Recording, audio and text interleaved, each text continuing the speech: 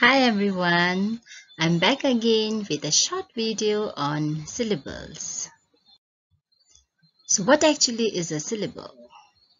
It's a unit of pronunciation having one vowel sound with or without surrounding consonants forming the whole or a part of a word.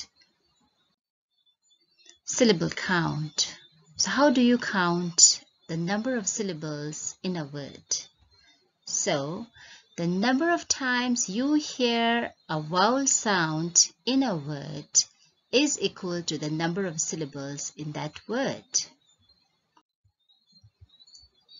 And what you need to remember is a syllable always contains a vowel. And you all know what are the vowels? A, E, I, O, U. And rest of the letters of the alphabet are consonants, right? So, syllables can be open or closed. So, what you need to know about open syllables is that they end with a vowel and often has a long vowel sound. The vowel says its letter name, right? So, if you look at the examples, you will understand. Like I, we, no. So in these three words, what do you notice? See, I, you have the letter name, right? And then we, the word ends with a vowel. You have a vowel. The word contains a vowel. And the vowel is not closed by a consonant. So it's open. And you have, see, you will hear a long vowel sound. We, E. The letter name is also there, right? And no. No, O, right, the letter name. It's open syllable, long vowel sound. And if you look at the other examples here, writer, paper, music, writer. See, two syllable, writer, paper, two syllable, music. So, in the first part of the word music, music. So, you, right?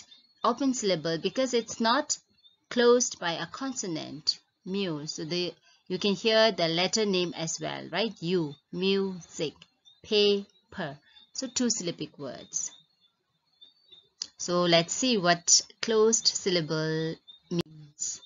So, closed syllables end with a consonant, unlike open syllable, which ends in or ends with a vowel.